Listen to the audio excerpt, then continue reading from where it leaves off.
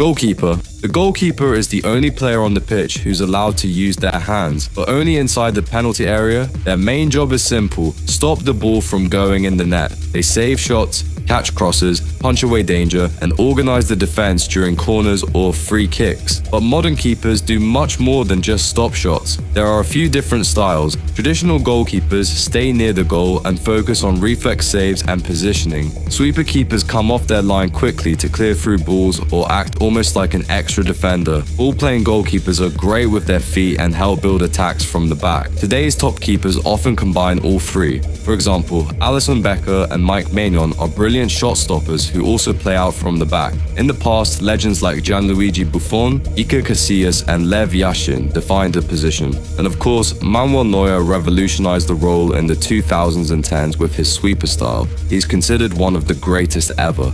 Centre back. Centre backs are the defensive backbone of any team. They play in the central part of the defense, right in front of the goalkeeper, and their main job is to stop the opposition from scoring. Most teams play with two centre backs, but in some systems, like a back three, there can be three.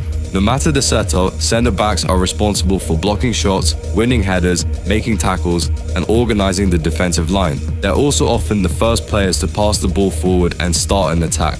There are different types of centre-backs. Some are ball-playing defenders, calm on the ball and able to pick out passes, helping the team build from the back. Others are no-nonsense defenders, whose main job is to clear danger and win physical battles.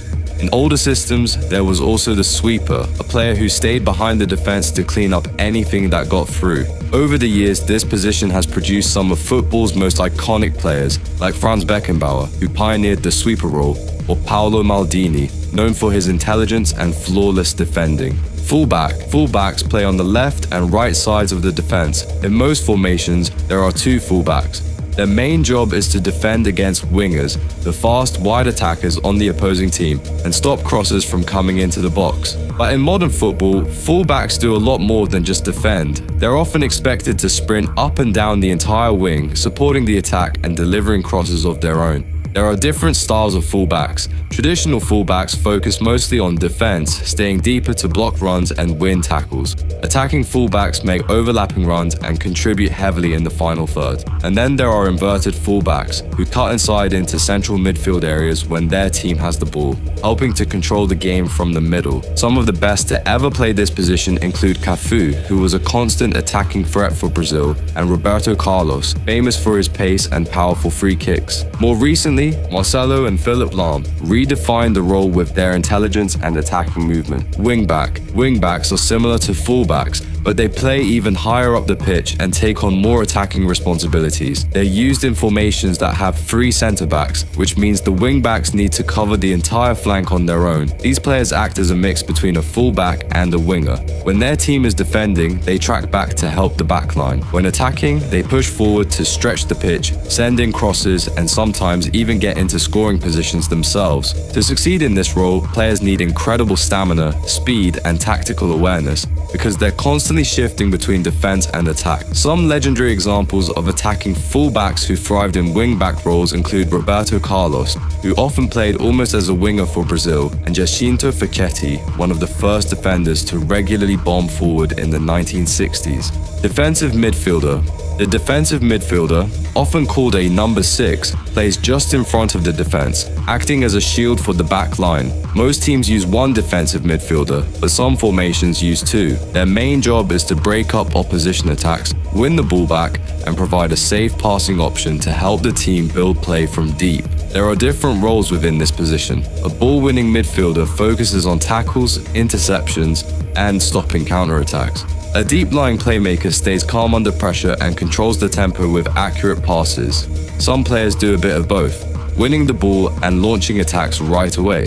Legendary DMs include Claude Makelele, who was so good at this role that the position is often called the Makelele role, and Sergio Busquets, who made controlling the midfield look effortless during Barcelona's golden era.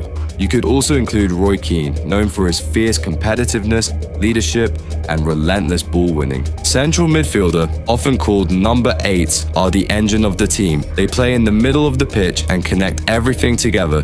Most teams use 2 or 3 central midfielders depending on their system. These players need to be versatile, covering ground, passing accurately, and reading the game well.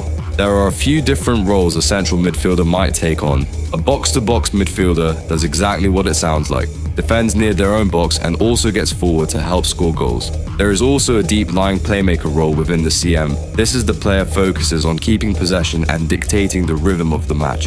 A creative central midfielder plays a little more advanced and helps set up attacks with clever passes and movement. Some of the greatest CMs ever include Zinedine Zidane, who combined elegance with clutch performances, Xavi, the heartbeat of Spain and Barcelona, and Frank Lampard, a box-to-box goal machine from midfield. Andres Iniesta is also another great, who blurred the lines between central and attacking midfielder with his creativity and intelligence. Attacking midfielder. The attacking midfielder, often called a number 10, plays just behind the striker and is usually the team's main creator. Their job is to unlock defenses, provide assists, and score goals themselves. Most teams use one attacking midfielder, although some formations don't include one, instead relying on wingers or central midfielders to create. The number 10 operates in tight spaces, always looking for that killer pass or clever dribble to break through. There are a few different styles in this position.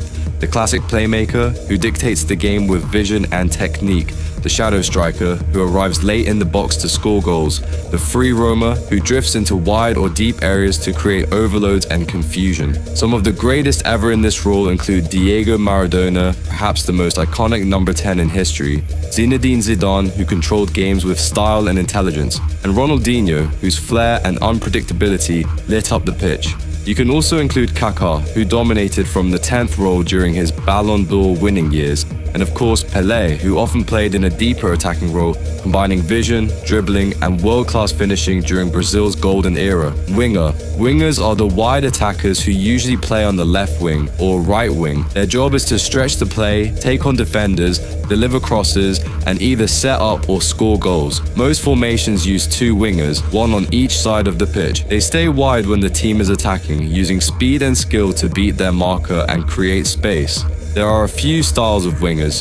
Traditional wingers stay wide and whip in crosses. Inverted wingers cut inside onto their stronger foot to shoot. Inside forwards operate even narrower, playing more like goal-scoring attackers. Some of the best to ever play this role include Cristiano Ronaldo, who began as a devastating left winger before evolving into a central striker.